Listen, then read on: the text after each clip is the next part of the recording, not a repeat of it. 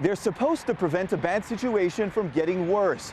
Guardrails are strategically placed along U.S. and state highways. But now there's a growing concern that many of them may be defective.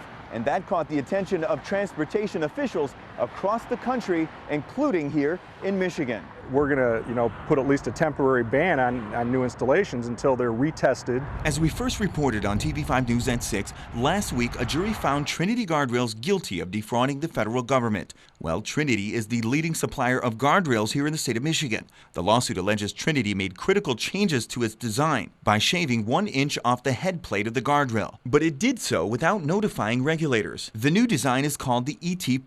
Now there's a growing concern whether or not these rails protect drivers or puts them more at risk of death. There are people alleging that since they altered that design, that instead of collapsing, that pieces of the metal could penetrate the car. One crash that is now being looked at more closely involves Jay Trailer, who is extremely lucky to be alive. I could see where the leg was severed, but not the other part of it. Earlier this year, he slammed head-on into an ET+ guardrail manufactured by Trinity. Trailer, a former Marine, fell asleep at the wheel. I woke up with the guardrail coming through the floor pan between the gas and the brake pedal. The guardrail appears to have failed. Instead of absorbing the impact, it pierced Trailer's vehicle, causing him to lose his legs, but somehow he was able to call for help. I pulled my belt off to tie a tourniquet, and I'm on the phone with 911 lady, explaining to her, I'm like, man, we're running out of time. I'm bleeding out. I can feel this is getting ready to go real bad, real quick. Let's take a look at Trinity's own crash test video, which shows exactly what an ET+ guardrail is supposed to do if a head-on collision occurs. Watch as the wooden posts break off one by one, collapsing the guardrail like an accordion in order to help absorb the impact. But as you can see from these pictures, that's not what happened when Trailer crashed. Trailer is now one of more than a dozen people suing Trinity Guardrails. In all of the cases, the modified version of the head plate,